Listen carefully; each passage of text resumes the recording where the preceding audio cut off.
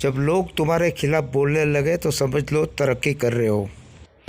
कल हम माता रानी वैष्णो देवी और भैरव घाटी के दर्शन कर वापिस कटरा लौट आए और जाना था शिवपुरी, लेकिन वहाँ में रात हो गई, थक गए, इसलिए हमने पटनी टॉप जाने का निर्णय किया। हम कटरा से पटनी टॉप के लिए मल्हार, ठंडा पत्थर, कालई खलकी और उधमपुर होते हुए पटनी टॉप के लिए रवाना हुए। पटनी टॉप उधमपुर ज़िले में पड़ता है, लेकिन पटनी टॉप एक ऐसा स्थान है जो उधमपुर ज़िले और रामबनी ज़िले की बॉर्डर पर है, लेकिन वास्तव में ये उधमपुर ज़िले में ही पड़ता है। इस वक्त हम जम्मू कश्मीर के जम्मू से श्रीनगर हाईवे पर चल रहे हैं और यहाँ से हम बीच में पटनी टॉप के लिए रास्ता मुड़ेगा और हम पटनी टॉप जाएंगे। पटनी टॉप एक बहुत ही सुंदर आदर्श जगह है। देवदार के घने जंगल, यहाँ के घुमावदार पहाड़ियाँ और लुभावने दृश्य, एकदम शांत वातावरण, ये जगह एक आदर्श स्थान है। और यहाँ के मीठे पानी के जो झरने हैं वो वनस्पतीय गुणों से भरपूर है और इसीलिए यहाँ पर पर्यटक काफ़ी मात्रा में आते हैं। अब हम थोड़ा पटनी टॉप के बारे में जान लेते हैं। अभी हम यहाँ पर पहुँच गए, हम पटनी टॉप के बारे में जान लेते हैं कि पटनी टॉप एक अटपटा नाम है, लेकिन ऐसा बताया जाता है कि इसका वास्तविक नाम पाटन दा तालाब था। मतलब राजकुमारी के लिए नहाने की जगह थी और कुछ समय बाद में इसका नाम पाटन दा तालाब से बदलकर पटनी टॉप हो गया। यह समुद्र तल से 2024 मीटर की ऊंचाई पर है। हम अभी पटनी टॉप पहुंच गए हैं और यहाँ से हम जा रहे हैं नत्थू टॉप। देखिए कितनी बर्फ़बारी यहाँ पर पर्यटकों का मन मोह लेती है। ये भारत जो देश है वो विविधताओं से भरा हुआ है। यहाँ प्रांतवाद, जातिवाद, भाषावाद कुछ नहीं है।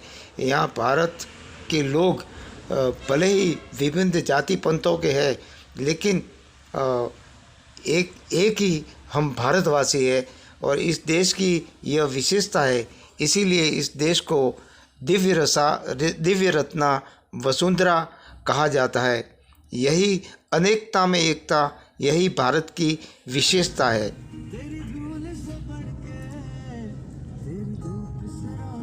यहाँ आप देखेंगे कि यहाँ की जो पहाड़ियाँ है, यहाँ का जो प्राकृतिक विधान है, कुदरत ने इन पहाड़ियों को बर्फ़ की चादर से एक तरह से बर्फ़ की चादर इनको ओढ़ा दी है और यहाँ पर आने वाले पर्यटक सहज ही आकर्षित होते हैं। यहाँ का तापमान -10 और 11 के बीच हम जब पहुँचे तो पूछा तो बताया गया कि -10 और 11 यहाँ का तापमान है।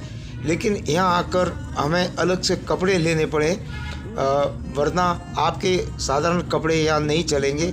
यहाँ पर एकदम मलमल सी बर्फ़ है, पूरी मलमल सी बर्फ़ है और मलमल सी बर्फ़ का आनंद लेने के लिए लोग यहाँ पर आते हैं।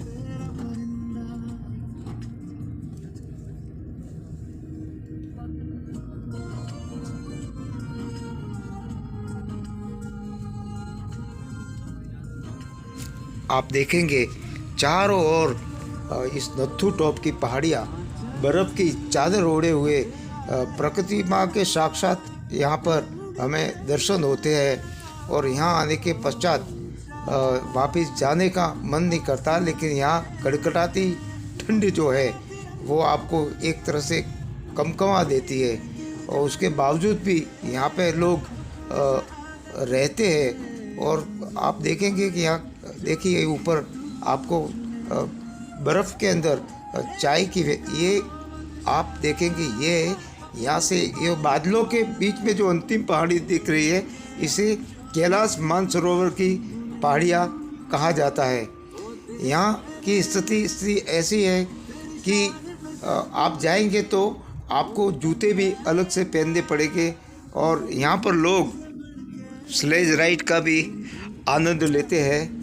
और एकदम मलमल सी बर्फ़ है, जैसे रुई के जैसी बर्फ़ है, लेकिन ठंड बहुत है। और ये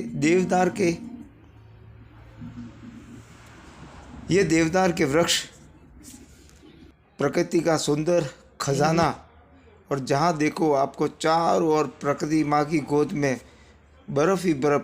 ऐसा लगता है कि मानो इस प्रकृति माँ को बर्फ़ ने अपनी चादर रूपी बर्फ़ से ढक दिया है। ये देखिए पत्थरों पर भी बर्फ़, यहाँ जो बने हुए जो मकान या होटल या जो भी कहे, यहाँ भी बर्फ़ है। और यही बर्फ़ यहाँ पर आने वाले पर्यटकों को आकर्षित करता है।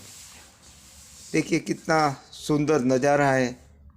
ये नथू टॉप है जो पटनी टॉप में पड़ता है, और बहुत सुंदर नज़ारा, दूर दूर तक आप देखेंगे बर्फ़ ही बर्फ़। देखिए यहाँ पर जब बर्फ़ जम जाती है तो रास्ता साफ करने के लिए हटाया जाए, दूर दूर तक बर्फ़ ही बर्फ़।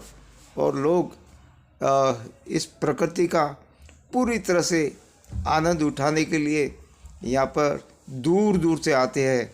जो वैष्णो देवी या जम्मू आते हैं वह पटनी टॉप आना काफ़ी पसंद करते हैं, क्योंकि यह एक आदर्श स्थान माना जाता है। दूर दूर तक देवदार के घने वृक्ष, दूर दूर तक बर्फ़ की चादर ओढ़े हुई पहाड़ियाँ, और उन पहाड़ियों के बीच का आनंद ही कुछ और होता है।